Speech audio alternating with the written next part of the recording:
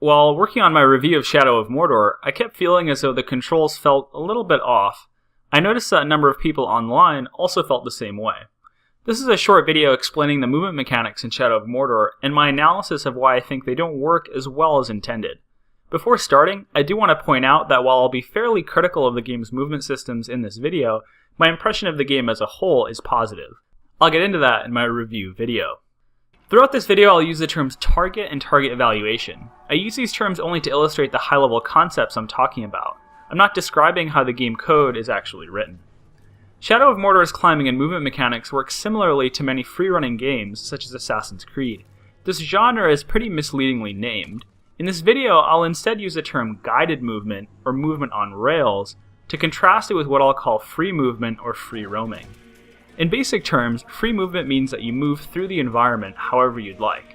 Guided movement, or movement on rails, means that the environment has special hooks that allow you to quickly and easily move to and from specific points instead of freely moving around. Here, you can see my character jumping from ledge to ledge. The game is guiding me from one ledge to another. As long as I jump in the right direction, there's no risk of clipping the edge, being right on the edge, falling off, or anything like that. I always land in the same spot, exactly in the middle of the ledge. Shadow of Mordor and a number of other games that use a guided movement system uses these mechanics to enable the average player to do incredible acrobatics and platforming that very few players would be capable of doing in free movement. The hallmark of this system is that the player hops from target to target, focusing more on where they're going than on the mechanics of platforming. The point is a cinematic, acrobatic feel of movement, and the other gameplay systems this facilitates, rather than the technical details of getting from point A to point B. Just by itself, this system of movement contradicts our natural perception of how the world should work. Given two targets next to each other, our perception dictates that we should be able to go to either one, or anywhere in between. You should be able to jump to any part of a ledge. But in guided movement, it's one or the other. You either target the ledge, or you don't. This makes the world feel less consistent. A player who thinks they're targeting one thing, but is actually targeting another, would not be surprised if their character jumped in between the two. It's the discrete separation in the targets that feels odd, as if your character did the wrong thing. This is usually something players can adapt to if the entire world is consistent in using this system, but this is not the case in Shadow of Mordor. A large portion of the game uses free movement, and oftentimes players quickly transition between free running and climbing in a single battle. Transitioning between moving freely and moving between targets is what makes the controls feel off. Your perceptions can't adjust to one way of thinking about the world, they instead have to switch back and forth. Next, let's talk about target evaluation. This is the process by which the game decides what you're targeting, for instance the ledge to your right or the ledge to your left. It does this using a number of inputs, from the direction of your L stick to your camera direction and button presses. Shadow of Mordor uses a pretty straightforward system of gating vertical targets, such as dropping or climbing, with button presses and leaving the L stick for lateral movement. I'll use a pretty simple example here. In Shadow of Mordor, the A button initiates climbing. It's also the button you press when you want to roll. So when you run toward a wall, the game has to decide whether you want to climb it or whether you want to roll. There are two somewhat orthogonal requirements here. One, the game needs to ensure the game world feels coherent and consistent. Game designers don't want you to diagonally walk up walls. This lack of consistency would both break immersion and make the game very difficult to play, because the game world wouldn't act in a predictable manner. Two, the game needs to make sure that you can accomplish what you want to do using the controls. If you intend to roll, the game should make it easy to do that. If you intend to climb, the game should make it easy to climb. There's nothing more frustrating than running toward a wall to climb it and having your character roll. As a straw man example, the game could require you to face the wall at exactly a 90-degree angle in order to initiate a climb. Otherwise, you'd roll.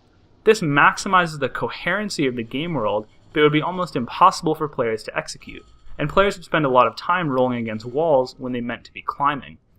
To solve this, game designers include some buffer. You can look at the wall slightly diagonally, but the game will still let you climb it. In order to maintain a sense of coherency, this buffer is still pretty small and hard to target. This is also important for when the player has many available targets. Targets shouldn't overlap. In order to make sure the game is playable, game designers either limit the number of directions your character can actually look in, or attempt to guide your character in the direction that they think you want. Shadow of Mordor appears to do both, but that's just conjecture on my part. The camera provides the illusion that your character can look in any direction, but they really can't. This is why the movement in Shadow of Mordor can feel so clunky and slow. particularly when playing it after a purely free-roaming game. Your character always feels like he's traveling in an unrealistically straight line, because you subtly perceive that he can't actually move in any arbitrary direction. This also doesn't work well when there are dozens of targets to choose from.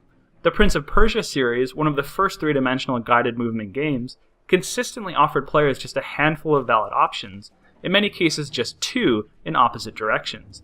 In Shadow of Mordor, you're constantly surrounded by potential targets. Getting the game's controls to pick the one you want can be incredibly challenging. When you put these two problems together, you have a movement system that can feel pretty bizarre. Your senses tell you that your character can move in any direction, but they're actually much more limited. You feel like you just need to tap the L stick to get your character to do one thing, but instead they end up doing something completely different, because you accidentally hit a different, discrete target. It's not to say that these problems are exclusive to Shadow of Mordor.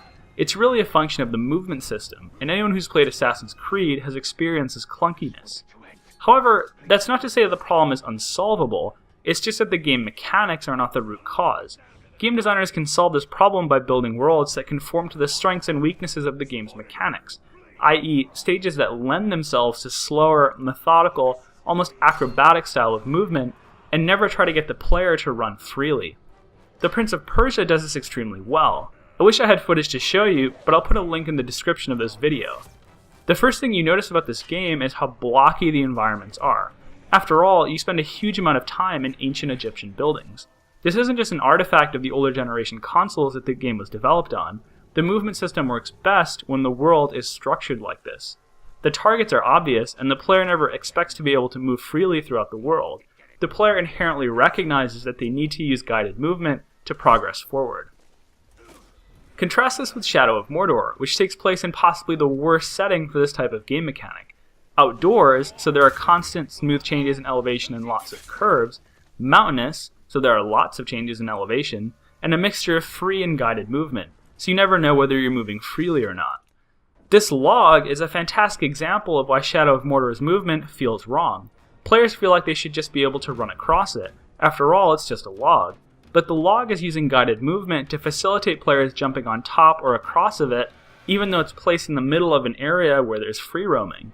The result is that there's no way to cross this section of the map without feeling like your character isn't quite doing what you expect him to. The problem, therefore, is not the game's mechanics.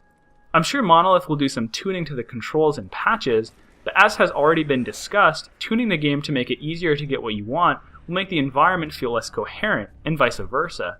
At a certain point, the game's environments and level design need to be consistent with the game's mechanics. Think about it the other way. There's a reason that this kind of complex platforming doesn't exist in games that use free roaming, and that's because without guided movement, it would be impossible. The controls aren't broken when you can't jump across this log in a way you'd expect to be able to. Instead, this area should simply never exist in a game with mechanics like this one. Shadow of Mordor's controls feel bizarre because they're used in places where they simply don't belong. It's actually remarkable how well the mechanics work when viewed in this light. It's also worth noting that some of Shadow of Mordor's game systems inherently recognize this. Picking up items, for instance, is comically slow, gently encouraging players to play slowly and methodically rather than quickly and on reaction. That's it for today. I'll catch you guys in the next video.